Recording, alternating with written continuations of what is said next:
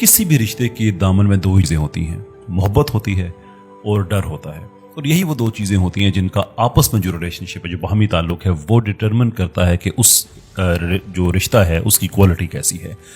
मिसाल के तौर पे जिन रिश्तों में मोहब्बत ज़्यादा होगी, ज़ाहिर सी बात है उसकी क्वालिटी अच्छी होगी, और जिन रिश्तों के दामन में डर डोमिनेट करेगा मोहब्बत को, वहाँ पे एक बेचैनी सी, एक अनजाना खौफ सा वो ज़रूर रहेगा। तो आप जिस प्रेमिस पे रिश्ता क्रिएट करते हैं, रिश्ते की क्वालिटी उससे बढ़ के नहीं हो सकती। यानी मिसाल के तौर पे अगर कोई आदमी इसलिए किसी रिश्ते को डोमिनेट करता है डर की बुनियाद पे कि ये मुझसे डरें, तो बेसिकली वो जो डर वो जो प्रोजेक्ट कर रहा होता है वो उसके अंदर का डर होता है, राइट? उसके अंदर का डर कि ये कहीं मुझे डोमिनेट ना कर लें, या ये जो कैप मैंने इन पे रखी हुई है कहीं उस कैप से ये आउट ग्रो ना कर जाएं।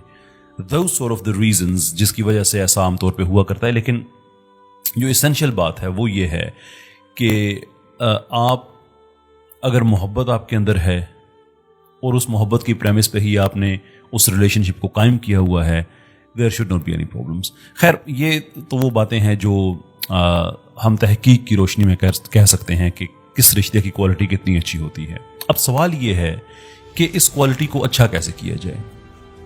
मैंने बहसीत लाइफ कोच जितने कपल्स की कोचिंग की है, मैंने एक चीज़ सीखी है कि रिश्ते में जो चीज़ आपको चाहिए वो आप देना शुरू कर दें, एंड दैट्स इट। इससे ज़्यादा इसको सिंपल किया ही नहीं जा सकता।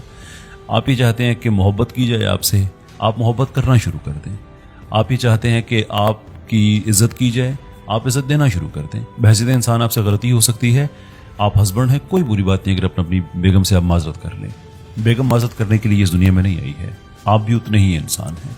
You just have to accept it. At the same note, on the same note, अगर आप ये चाहते हैं कि आपको अहमियत दी जाए इन टर्म्स ऑफ कि जो आपकी ज़िंदगी या आपके पार्टनर की ज़िंदगी के जो फैसले हैं उसमें आपसे राय ली जाए, तो अपनी ज़िंदगी के फैसलों में अपने पार्टनर की राय को अहमियत देना शुरू कर दें, राय मांगना शुरू कर दें। ये आसान सी बातें हैं, ये मुश्किल बातें नहीं हैं। ज़िंदगी मुश्किल उस वक्त होती है जब हम इन आसान बातों को छोड़ देते हैं। आसान बातों को आप ज़िंदगी में रखें, ज़िंदगी आसान ही रहेगी, इतनी मुश्किल नहीं होगी। सो फॉर दैट रीज़न मैं ये कहता हूँ कि कभी भी ज़िंदगी में एट एनी स्टेज कभी भी आप ये समझते हैं कि मैंने ज़िंदगी की क्वालिटी को बेहतर करना है in terms of our relationships, कभी भी एक्सपेक्ट ना करें, कभी भी ना करें कि मुझे दूसरा ये देगा तो ये होगा, वो मुझे ये नहीं देता, मुझे वो नहीं देता। Always start with your own self कि क्या मैं अपने पार्टनर को वो देता हूँ या देती हूँ जिसकी मुझे तलब है। It's a simple thing. और ये इसको अगर आप इवन मैथमेटिकली अप्लाई करके देखें ना तो आपको जवाब वही मिलेगा। आप इमेजिन करें, जो मैथमेटिक को जो कुछ अब सोशियोलॉजी में अप्लाई किया जाता है तो उसकी थोड़ी सी मुख्तलिफ होता है। तो ये प्योर में 2 = 2 = 4 की बात नहीं कर रहा।